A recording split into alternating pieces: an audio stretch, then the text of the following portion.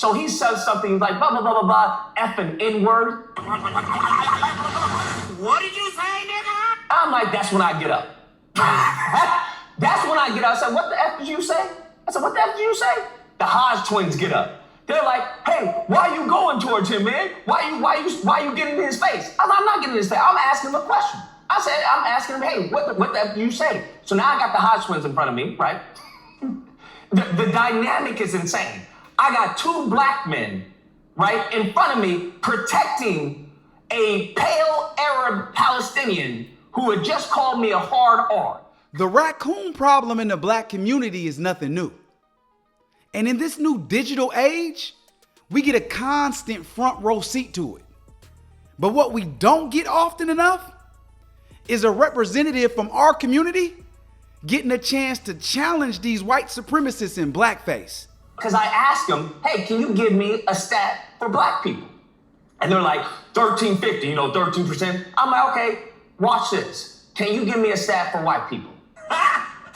Got it! Well, if they commit 50% of crime, that means they must commit the other rest, right? Right? They didn't have anything, bruh. I'm like, that's the point. That right there. So then I go off listing, hey, well, white men, when it comes to crime, when it comes to per capita, when it comes to larceny, when it comes to trafficking, right, which is what we're dealing with Epstein, when it comes to vandalism, when it comes to embezzlement, when it comes to, right, I'm listing a whole bunch of crimes per capita that are white men, and they're getting upset. Oh, right, when it comes to bestiality, when it comes to, I'm like, oh, what's the bestiality? How many people are that, right? Doesn't matter. The point that I was making is that you're highlighting this one stat, right? And we're not even looking at the exonerations. We're not looking at the false imprisonments. We're not looking at, we're not looking at any of that. The point is they try and make us the face of crime. I'm like, yo, you're looking at one crime. We look at a litany of things. See, here's the thing about these tap dancers. What they do is recite white nationalist talking points without realizing that what they're using is propaganda and is easily debunked. We've caught on.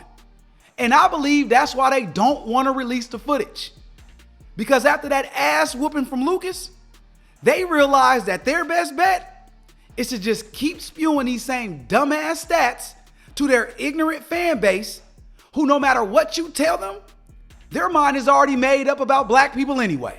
Then they're trying to tell me, oh, you just dealing in the past, right? Because of racism. So I'm like, okay, you're trying to act like the past doesn't have an impact on the present or the future? And these dingleberries told me no. There's a difference between us and you, right? Because they were trying, I think it was Kevin, he was trying to pronounce differentiation and he couldn't pronounce it. He was like, what's the differentiation? I was like, well, one is that I can pronounce differentiation. That's one that separates us, okay, first off. But going back to the past impacts the present and the future. I was like, Keith, that's the other one, Keith. I was like, Keith. I was like, do you fly? He was like, yes. I was like, do you do TSA? He was like, yes. I was like, where do you think that came from? That came from 9/11. And they were like, what does 9/11 have to do with anything? I was like, 9/11, right? The reason for that is what caused the Patriot Act. Okay, that's why we have the TSA. He was like, that's how it impacts your life. This man looked at me and said, no, it doesn't. And I'm like, do you not go through TSA? He was like, no, I go through TSA. Aren't you Patrick Star? Nope. Do you have to go through the scan and they take off your shoes and stuff? He's like, yeah. And this is your ID. Nope. Then it impacts your life. He's like, no, it doesn't. I still get to fly. Then take it. It's not my wallet. And that's when I was like, okay, this is borderline retardation. You're telling me because you get to fly, TSA doesn't impact your life. And it's like, it obviously does impact your life. What are you talking about? But Brondo's got what plants crave. It's got electrolytes. I was just awestruck by the level of stupidity that was on display. That's the thing about these twins and why their grift works better than the average bootlicker. They have the advantage because they're just as dumb as the people that they're talking to. And if you know anything about communication, that's called mirroring, where you become influential to a segment of the population because the Hodge twins in this case have the same intelligence level as their fan base, so they relate to each other more. And I'm not just saying this because I don't agree with the stuff they say and because they're very disrespectful to my community. Go back and watch them before the shit that they say now was even part of their content strategy. Anybody with any sense can listen to those two for 5 minutes and realize, oh, these are not the sharpest knives in a drawer. And it came to racism, right? Because I brought up the study where it talks about, hey, there's a father in the household, that, there's a mother in the household, they live in an affluent neighborhood, right? They're of, good income, that one of the factors that will determine if the child will go to prison, okay, is the racial bias of the people around them, racial bias of the white people around them. They lose it. Oh, I don't believe you. I don't believe that. I'm like, you can look it up. What are you talking about? Here's what I come to understand about the white supremacist mindset. Truth doesn't matter to these people. And that's what always confused me about the Uncle Toms.